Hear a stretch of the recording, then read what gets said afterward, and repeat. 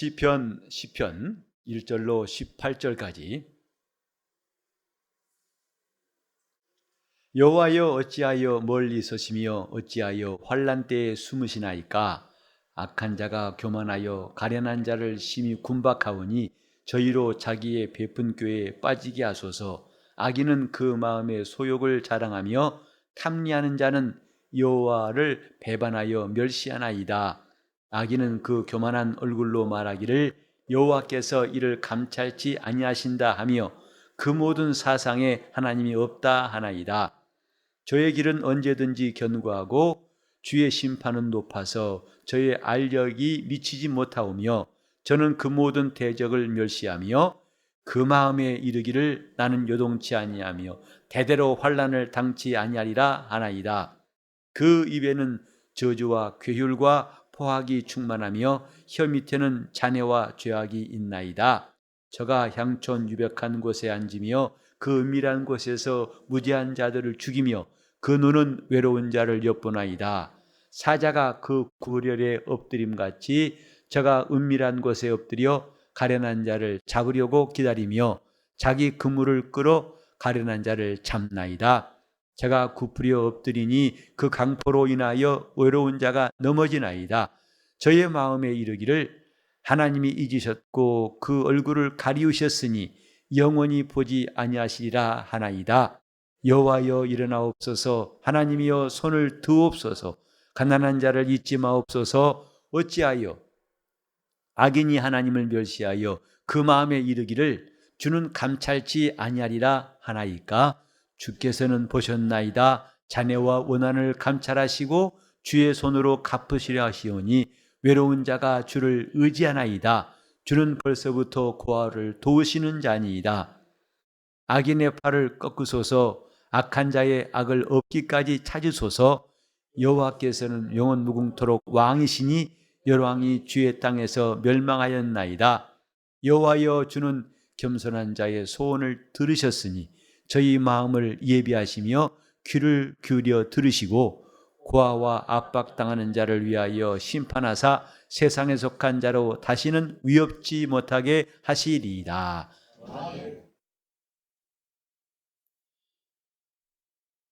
다윗이 볼 때에 참 세상에는 악인들이 많고 그들이 하는 일이 너무나 맹렬하고 거칠어서 몹시 고통스러워하는 모습, 이 본문을 통해서 볼 수가 있습니다.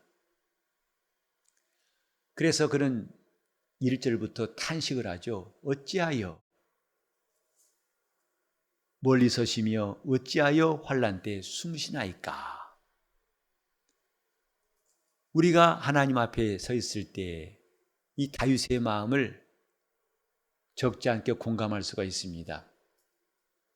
하나님이 숨으신 것 같고 하나님이 멀리 계신 것 같아서 오히려 악인이 득세하고 그들은 자랑하고 그들은 자신만만하고 그들은 뭐든 잘 되고 아무도 그들을 흔들 자가 없고 아무도 심판할 자가 없는 것 같아서 의인들의 마음이 상하고 고통스러운 일들, 다윗의 경우뿐만 아니라 성경 여러 군데에서 볼 수가 있고 오늘 우리가 하나님 앞에서 신앙생활할 때에도 결코 낯설지 않은 풍경들입니다.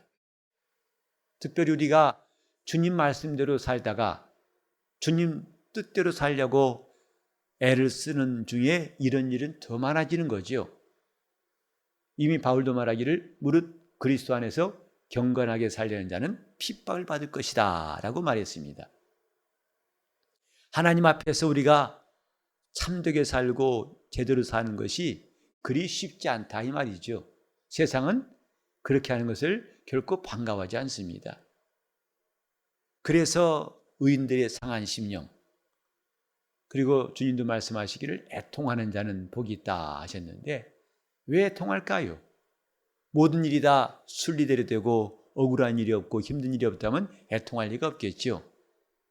그러나 죄악이 관영한 이 세상에서 우리가 쉴 곳을 찾지 못하고 어찌할 줄을 알지 못하여 탄식 소리와 한숨이 점점 커지는 것은 뭐라고 표현할까요?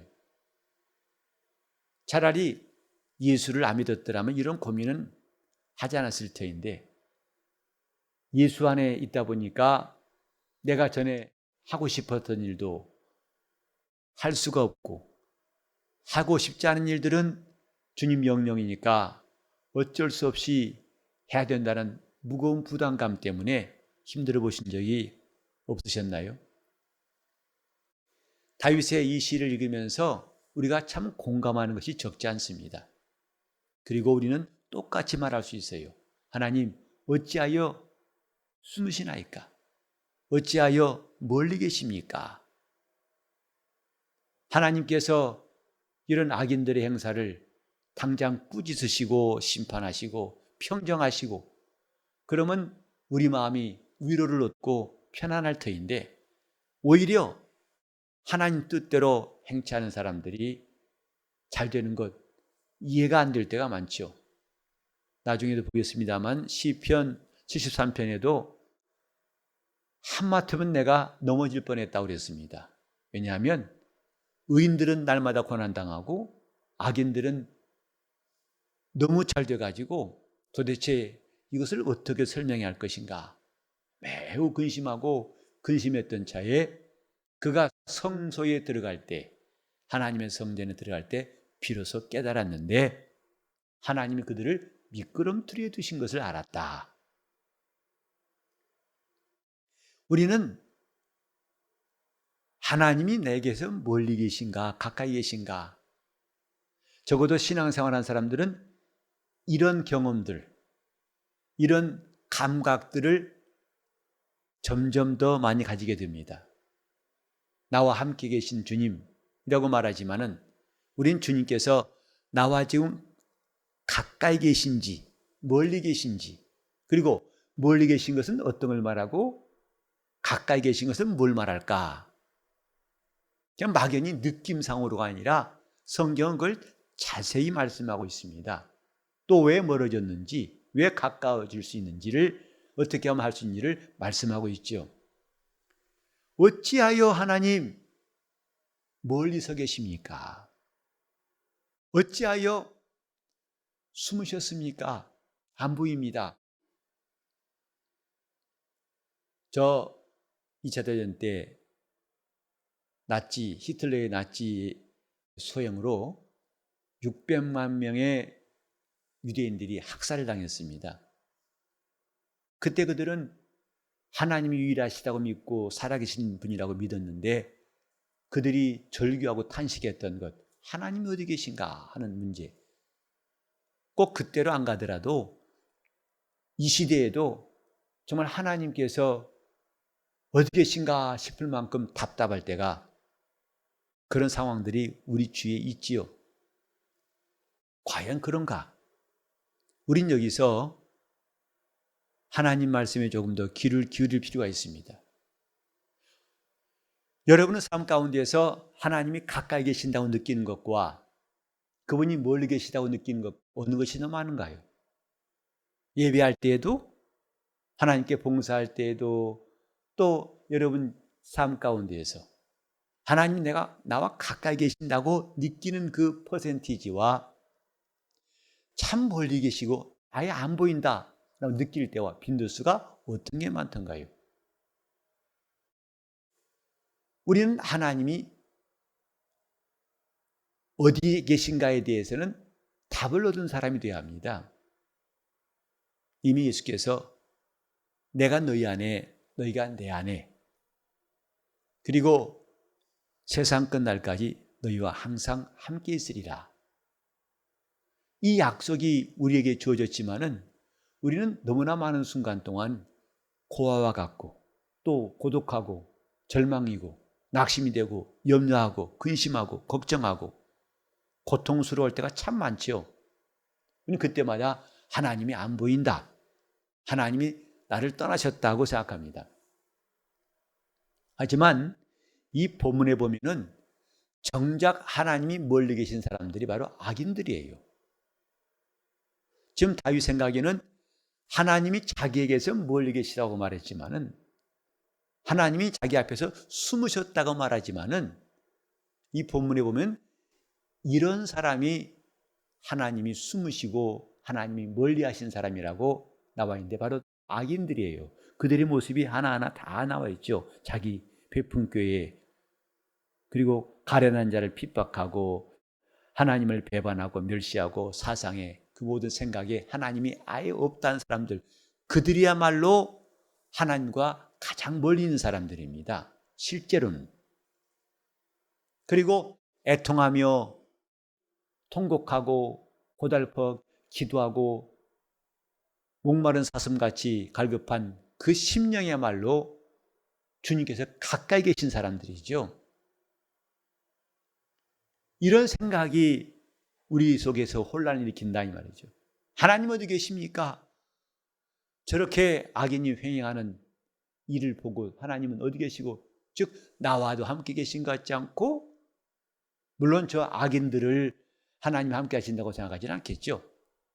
어쨌든 간에 우린 여기서 하나님이 멀리 계신 것, 이것에 대해서 좀 오늘 잠깐 생각해 보려고 합니다. 과연 멀리 계신가? 결론부터 말하면 그렇지 않다 이 말입니다. 구약 성경에 보면은 하나님이 떠나신이란 말이 많이 나와요. 그래서 성막에 하나님의 영광이 나타나고 구름이 덮을 때 하나님이 임재하셨다는 것을 보았고, 그러나 이스라엘이 범죄할 때는 하나님이 그들 가운데 계시지 않더라, 이런 표현이 많이 있죠. 그래서 하나님이 떠나셨다. 그래서 성경에 보면 여호와여 돌아오소서 돌아오소서, 이스라엘에게로 돌아오소서. 그리고 전쟁하러 나갈 때에도 그들은 하나님을 부릅니다. 민수기 10장 보면은 은나팔 둘을 하나님께서 쳐서, 은을 쳐서 만들라고 하시고 그 나팔을 불라 하셨어요. 나팔을 부는 용도가 뭐냐? 나팔 하나를 불면은 이제 이스라엘의 대표, 각 지파의 대표들이 하나님께 나오라는 신호였습니다. 나팔 2개를 다 불면은 온 이스라엘이 하나님께로 나오라는 하나님의 명령이었습니다. 그게 신호였죠. 그 다음에 그들이 기뻐하는 절기 축제 때에도 나팔을 불어서 하나님이 너희의 이 시간들을 기억하시게 하라고 그랬습니다. 그런가 하면 만약에 싸우러 나갈 때, 유급할 때, 그때는 나팔을 길게 불지 말고 이제는 나팔을 울려 불어라, 파상적으로. 그러면 하나님이 이를 기억하고 너희와 함께 할 것이다. 즉 하나님이 기억하시고 그들에게 돌아오시고 그들과 함께 하시는 수단을 주셨는데 바로 은나팔 둘이었습니다. 근데 신약에 오면은 전혀 내용이 달라져요. 하나님이 떠나셨다는 말을 말하지 않습니다. 오히려 사람이 떠났다고 그래요. 가룟 유다가 예수를 떠나버렸죠. 주님과 함께 있다가 떠나버렸고, 아나니아 삽비라가 범죄하여서 부부가 한 날에 이 땅을 떠났습니다. 하나님이 우리와 함께, 이게 복음이에요. 그래서 천사가 말하죠. 아들을 낳으리니 그 이름을 임마누엘이라 하라. 이를 번역한즉 하나님 우리와 함께 계시다 함이라. 하나님이 이 땅에 독생자를 보내신 것은 하나님 우리와 영원히 함께 하시려고 그가 사람으로 임하셨다. 이 기쁜 소식입니다. 이게 복음이에요. 구약 때는 듣지 못했던 복음이라 이 말이죠. 그래서 이제 하나님이 떠난 게 아니라, 그래서 성경에 보면 디모데전서 4장 1절 이하에 보면 후일에 성령이 밝히 말씀하시길 어떤 사람이 믿음에서 떠나 미혹해 하는 영과 귀신의 가르침을 쫓을 것이다. 처음 믿음을 버렸으므로 심판을 받고 또 사단에게 돌아간 자도 있다 하고 말씀했어요. 그러니까 하나님과 함께 있어야 할 사람들이 떠났다. 신약 성경은 주로 이런 표현이 많이 나와요. 하나님이 떠나셨다가 아니라 사람이 떠났다. 이제 바울이 아테네 가가지고 전도할 때 사도행전 17장 27절에 보면은 하나님이 사람의 거주와 경계를 다 정하시고 이 모든 것들을 다 경계를 정하신 이유가 뭐냐? 이는 하나님을 혹 더듬어서라도 찾아 발견케 하려 합니다. 그는 우리에게서 멀리 떠나 계시지 않도다.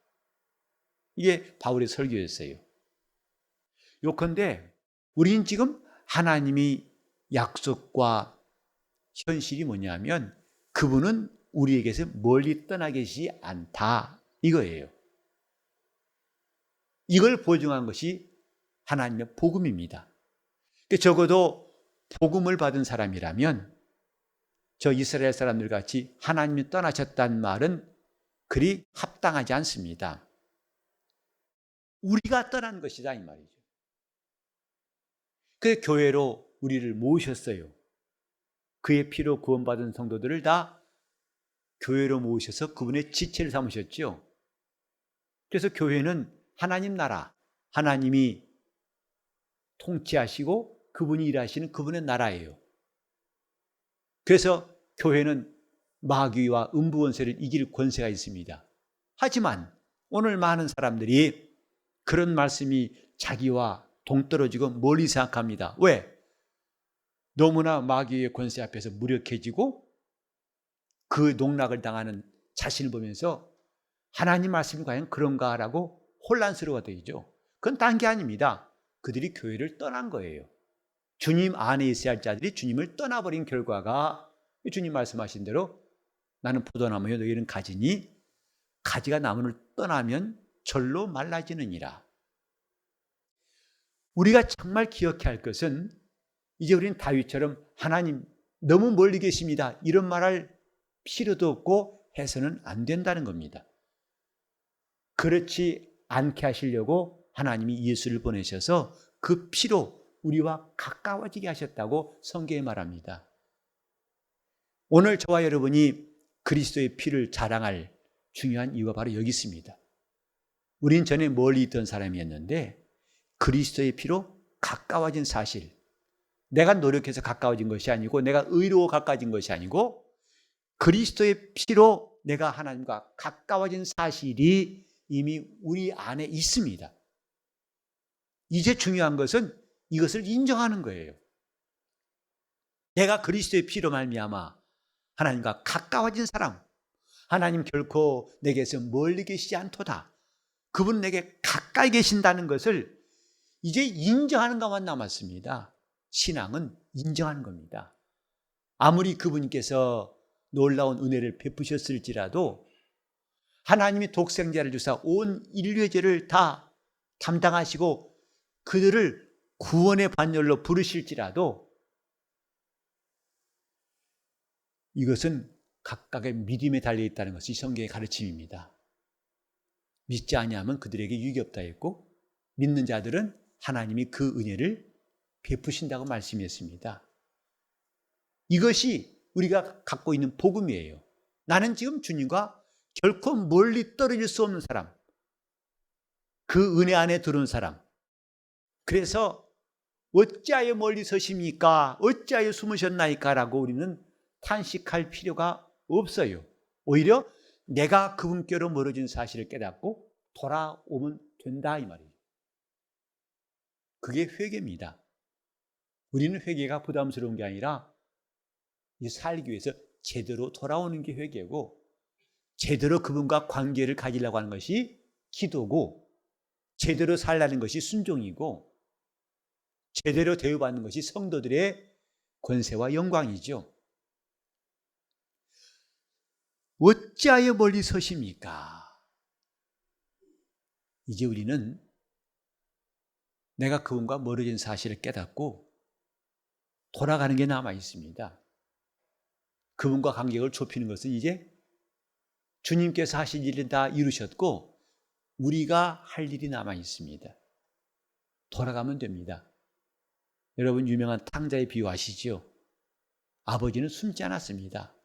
아버지는 탕자가 집을 나간 다음에 날마다 문 앞에 나와서 그 아들이 돌아오기를 기다렸습니다. 언제 돌아올는지 기약도 없습니다만은 날마다 아버지는 문 앞에서 집 나간 아들을 기다리고 마침내 멀리 타국에 가서 돼지의 지엽 열매로 허기진 배를 채우다가 그것도 안 돼가지고 야, 이제는 다른 길이 없을까 하다가 아버지 집을 깨닫고 내 아버지 집에는 얼마나 풍족한 품꾼들이 있던가, 그걸 깨닫고 이에 돌이켜 돌아가니라. 이게 복음이에요. 지금 우리에게 필요한 것은 하나님이 멀리 계시다고 그분이 나를 떠나신 것을 말할 것이 아니라 내가 그분을 멀리 떠나서 이제 내가 돌아가는 게 남았다. 우리는 주님께 돌아갈 마음만 있으면 얼마든지 갈 수 있습니다. 이게 주님의 은혜입니다. 나는 주님께 돌아가겠다 결심한다면 그분은 결코 막지 않으세요. 다른 조건을 붙이지 아니하시고 다른 이유를 대지 않습니다. 얼마든지 우리를 부르시고, 그래서 성경에 말씀했죠. 보라, 지금은 은혜 받을 만한 때요, 구원의 날이다. 우리가 기도회 때 마지막 부른 찬송, 이때라 이때라 주님 너를 용서해 주신다. 그래서 있는 힘을 다하여 이때 주의 은혜 받으라 하는 가사가 기억나지요. 지금 우리는 첫째는 내가 그분과 멀어진 것, 하나님이 내게 멀어지신 게 아니라 내가 그분과 멀어진 것을 깨닫는 영감이 필요합니다. 그건 내가 얼마나 지쳐있고 고단하고 고독하고 방황하고 낙심하고 병들어 있고 고통스러운지를 통해서 느낄 수 있습니다. 그분과 가까이 있을 때와 멀어질 때를 우리는 마치 추위와 더위를 느끼는 것처럼 하나님과 가까워지고 있는 것인지 멀어진 것인지를 느낄 줄 아는 기본적인 감각이 믿는 사람에게는 있는 거죠.